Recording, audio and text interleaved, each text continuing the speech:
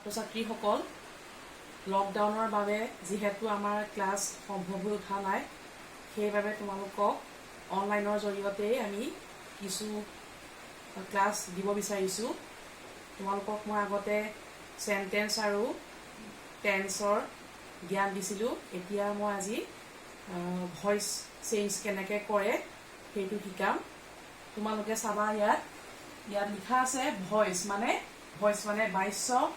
তোমালোকে আগতেও পাইছা যে ভইচ দুবিধ, এক্টিভ ভইচ মানে যাক সক্ৰিয় বাক্য বুলি কয় আৰু পেছিভ ভইচ মানে যাক নিষ্ক্ৰিয় বাক্য বুলি কোৱা হয়। এতিয়া তোমালোকে এটা এক্সাম্পল দেখিছা, এক্টিভ ভইচৰ এক্সাম্পল মানে ৰাম কিল্ড এ টাইগাৰ, আৰু পেছিভ ভইচত কি হৈছে এ টাইগাৰ ৱাজ কিল্ড বাই ৰাম। অৰ্থাৎ বাক্যটোৰ যদিও অৰ্থ একেই কিন্তু আমি তাক দুই ধৰণে প্ৰকাশ কৰিছোঁ। প্ৰথম বাক্যটোত আমি কৈছোঁ যে ৰাম কিল্ড এ টাইগাৰ মানে ৰামে এটা বাঘ মাৰিছিল। দ্বিতীয় বাক্যটোত কি ক'লো, এ টাইগাৰ ৱাজ কিল্ড বাই ৰাম, ৰামৰ দ্বাৰা এটা বাঘ মৰা হ'ল বা এটা বাঘ ৰামৰ দ্বাৰা মৰা হ'ল। যদিও বাক্য দুইটাৰে অৰ্থ একেই কিন্তু আমি দুয়োটা বাক্য ভিন্ন ধৰণে কৈছোঁ। সেইটো ফালৰ পৰা আমি প্ৰথমে ইয়াত এই বাক্যটোত ছাবজেক্ট, ভাৰ্ব, অবজেক্ট কি সেইটো জানিব লাগিব। তোমালোকে দেখিছা ৰাম এইটো ছাবজেক্ট, কিল ভাৰ্ব, এ টাইগাৰ অবজেক্ট। ছাবজেক্ট মানে কি কৰ্তা, অৰ্থাৎ এই বাক্যটোত যোনে কামটো সম্পাদন কৰিছে, ইয়াত কোনে কামটো সম্পাদন কৰিছে, ৰামে।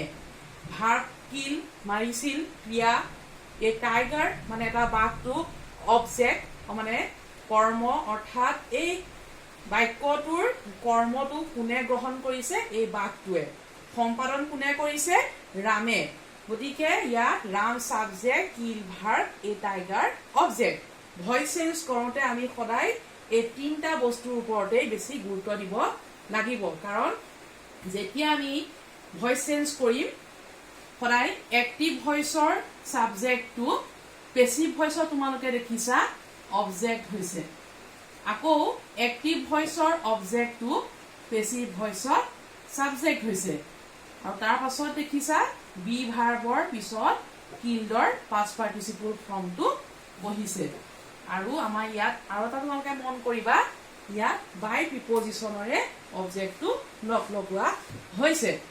গতিকে সাধাৰণতে আমি ভইচ চেঞ্জ কৰোঁতে তোমালোকে এটা কথা মনত ৰাখিবা যে এক্টিভ ভইচৰ ছাবজেক্টটো পেছিভ ভইচত অবজেক্টৰ স্থানত বহে, আনহাতে এক্টিভ ভইচৰ অবজেক্টটো পেছিভ ভইচৰ ছাবজেক্টৰ স্থানত বহে। এইটো সদায় মনত ৰাখিবা। আৰু তাৰ পাছত তোমালোকে আৰু এটা কথা মন কৰিবা যে এক্টিভ ভইচৰ ভাৱটো যি টেন্সত থাকে সেই ভাৱটোৰ টেন্স অনুসৰি আৰু পেছিভ ভইচৰ ছাবজেক্টৰ নাম্বাৰ আৰু পাৰ্চন অনুসৰি আমি বি ভাৰ্বৰ ফৰ্মটো বহুৱাব লাগে। এইটো বি ভাৰ্বৰ ফৰ্ম ৱাজটো তোমালোকে দেখিছা। ইয়াত এক্টিভ ভইচত ভাৰ্বটো কিহত আছে, পাষ্ট টেন্সত। পেছিভ ভইচত ছাবজেক্টটো কোন নাম্বাৰত আছে, ছিংগুলাৰ নাম্বাৰ, এই টাইগাৰ এটা টাইগাৰ। তাৰপিছত কোন পাৰ্চনত আছে, থাৰ্ড পাৰ্চনত আছে, থাৰ্ড পাৰ্চন ছিংগুলাৰ নাম্বাৰ। গতিকে আমি বি ভাৰ্বৰ ফৰ্মটো তোমালোকে সদায় মন কৰিবা, এক্টিভ ভইচৰ ভাৰ্বটোৰ টেন্স মানে কোন টেন্সত আছে, লগতে পেছিভ ভইচৰ ছাবজেক্টটোৰ নাম্বাৰ আৰু পাৰ্চন অনুসৰি আমি বি ভাৰ্বৰ ফৰ্মটো বহুৱাব লাগিব। সেইমতে ইয়াত কি হৈছে, যিহেতু এইটো কিলটো পাষ্ট টেন্সত আছে, এই টাইগাৰটো থাৰ্ড পাৰ্চন ছিংগুলাৰ নাম্বাৰ, সেইকাৰণে ৱাজ বহিছে। তাৰপাছত ভাৰ্বৰ পাষ্ট পাৰ্টিচিপল ফৰ্ম, তাৰপিছত বাই প্ৰিপজিশ্যনেৰে আমি কি কৰিলো, অবজেক্টটো লগালো।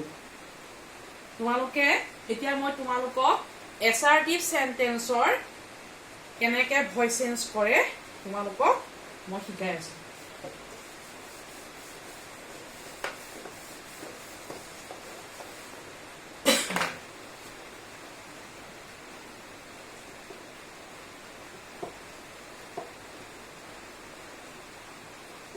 এছাৰ্টিভ চেণ্টেন্স মানে তোমালোকে জানা যে বৰ্ণনাত্মক বাক্য এতিয়া এছাৰ্টিভ সেন্টেন্সৰ আমি প্ৰথমে সিম্পল প্ৰেজেন্ট টেন্স বা প্ৰেজেন্ট ইনডেফিনিট টেন্সৰ বাক্যবিলাক কেনে ধৰণে ভইচ চেঞ্জ কৰিব পাৰি সেয়া শিকিম এতিয়া আমি প্ৰথমে আহিলো সিম্পল প্ৰেজেন্ট টেন্স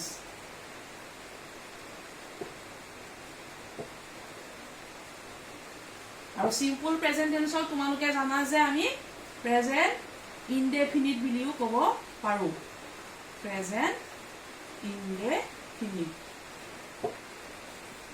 এতিয়া আমি তোমালোকে জানা যে সিম্পল প্ৰেজেন্ট টেন্স বা প্ৰেজেন্ট ইনডেফিনিট কোনবোৰক কয় গতিকে তাৰ ভইচ চেঞ্জ কেনেকৈ কৰে আমি এটা এক্সাম্পল ললো ধৰি লোৱা উই ইট ৰাইচ আমি ভাত খাওঁ উই ইট ৰাইচ এইটো কোন টেন্সৰ বাক্য সিম্পল প্ৰেজেন্ট টেন্সৰ এতিয়া উইটো কি সাবজেক্ট ইটো ভাৰ্ব ৰাইচটো অবজেক্ট এতিয়া আমি ভইচ চেঞ্জৰ নিয়ম অনুসৰি জানো যে পেসিভ ভইচত কি কৰিম অবজেক্টটো আগলৈ আনিম ইয়াত কি আছে ৰাইচ ঠিক সেইদৰে তাৰ পাছত আমি কি আনিব লাগিব বি ভাৰ্বৰ এটা ফৰ্ম আনিব লাগিব বি ভাৰ্বৰ ফৰ্ম অনাৰ আগতে আমি চাব লাগিব ইটো কোন টেন্সত আছে আমি জানো যে এতিয়া মই তোমালোকক সিম্পল প্ৰেজেন্ট টেন্স হিচাপে শিকাইছো কাৰণে গম পাইছা যে এইটো সিম্পল প্ৰেজেন্ট টেন্সত আছে কিন্তু তোমালোকৰ পৰীক্ষাত আহিলে কেনেকৈ চিনি পাবা যে এই ভাৰ্বটো চাবা কোন টেন্সত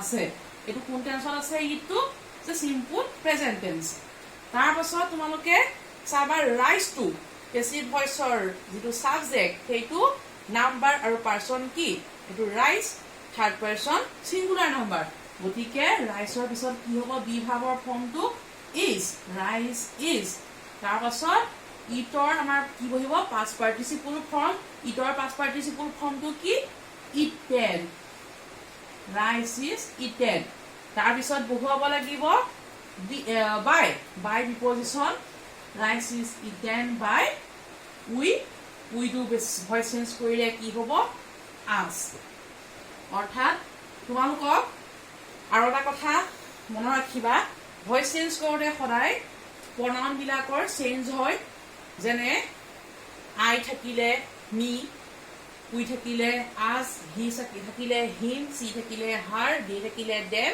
এনে ধৰণে প্ৰনাউন বিলাক চেঞ্জ হয় সেইমতে তোমালোকে চেঞ্জ কৰিবা এতিয়া উই ইট ৰাইচ তোমালোকে গম পালা যে rice is eaten by us আৰু এটা এক্সাম্পল ললো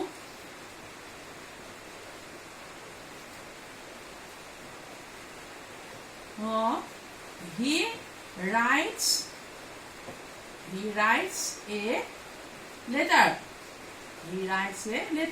যেহেতু এইটো সিম্পল প্ৰেজেন্ট টেন্সৰ বাক্য তোমালোকে ইয়াত সাবজেক্ট ভাৰ্ব অবজেক্ট গম পাইছে ইয়াত he subject writes verb a letter object এতিয়া আমি ভইচ চেঞ্জৰ নিয়ম অনুসৰি আগলে কি আনিম এ লেটাৰ তাৰ পাছত যেহেতু সিম্পল প্ৰেজেন্ট টেন্সত আছে ভাৰ্বটো আৰু এটো এ লেটাৰটো থাৰ্ড পাৰসন সিঙ্গুলাৰ নাম্বাৰ সেইকাৰণে লেটাৰ ইজ ৰাইটৰ past participle written a letter is written by he হলে কি হ'ব him তোমালোকে এখিনি ভাল ধৰণে নোট কৰি লবা ইয়াৰ পিছত তোমালোকক মই প্ৰনাউন খিনি কেনে ধৰণে চেঞ্জ হয় লিখি দিছো